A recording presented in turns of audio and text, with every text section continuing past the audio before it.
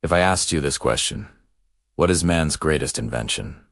What would you say? Some people might immediately think of fire. Fire gave humanity warmth, protection, and the ability to cook our meals. Things we often take for granted today. Others might say the wheel. The wheel made travel possible, allowed trade to flourish, and laid the foundation for civilization as we know it. Both of those answers are excellent, of course. They transformed human life in ways we still benefit from every single day. But there's one invention that most people completely overlook, even though it has arguably shaped the world more than anything else. Money. Unlike fire or the wheel, money isn't tangible. You can't hold it in your hands and admire its natural beauty. It's not a physical object with intrinsic usefulness. Money is, in a very real sense, an idea, a concept, an illusion. Its value isn't inherent. A single paper note is just a piece of paper. A coin is just metal. And yet, despite being just an idea, money has become one of the most powerful forces in human history. Before money existed, humans relied on the barter system. This was a world where goods were exchanged directly for other goods. Imagine you're a farmer with a surplus of tomatoes, and I make tents for a living. If I wanted your tomatoes, I would have to give you an entire tent in exchange. It sounds simple, but in practice, it was anything but. The system depended on a double coincidence of wants.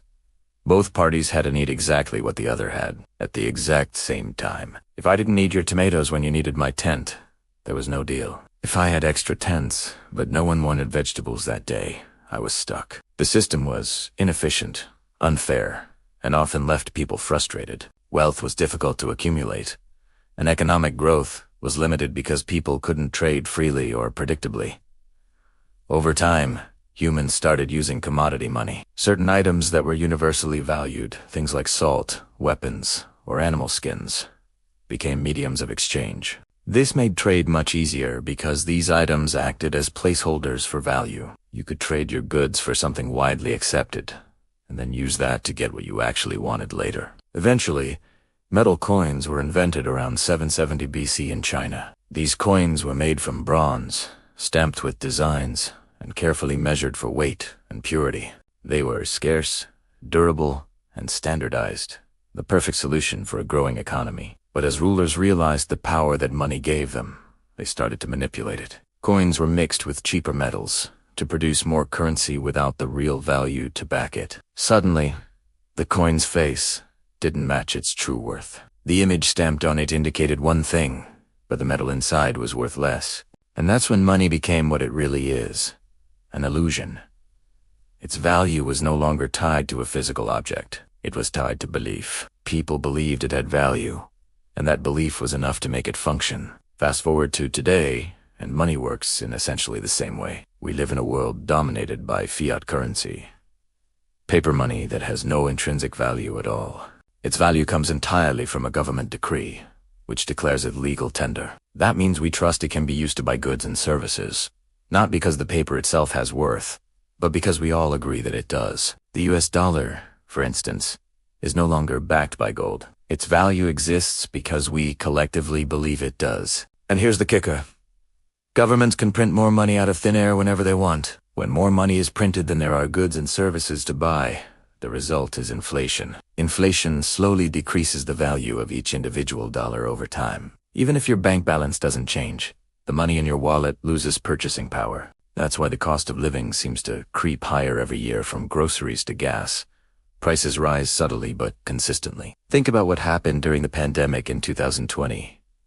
Governments around the world pumped trillions of dollars into their economies through stimulus packages. While this helped people survive short-term, it also flooded the market with money. More money chasing the same amount of goods inevitably reduces the value of each unit of currency. The result? Everyday items become more expensive, and the money you saved is slowly devalued. This is the reality of our modern financial system.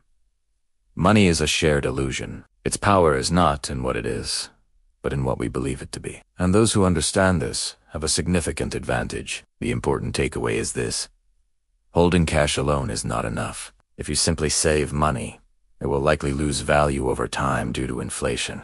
The real strategy is to invest in assets that grow faster than inflation, things that retain or increase in real value. This could be property, stocks, gold, or other commodities. The goal isn't necessarily to get rich in a traditional sense, but to protect your wealth from the eroding effects of money itself. Historically, every civilization has struggled with the same principle. From ancient kingdoms to modern nation-states, rulers and banks understood that controlling money equals controlling power. Those in charge could manipulate currency, create inflation, and subtly shift wealth from the many to the few, all without physically taking anything from you. They didn't need to. The system works because we agree it works.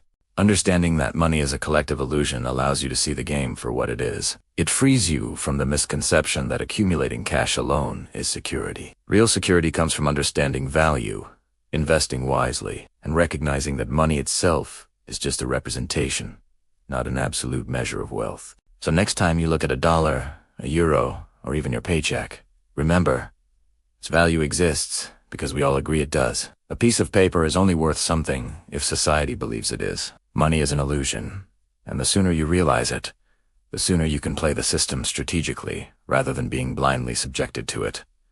Money is a tool. Money is a symbol. Money is a game of perception. And like any game, the key is not to ignore the rules but to understand them, so you can navigate it wisely and protect yourself from its hidden pitfalls.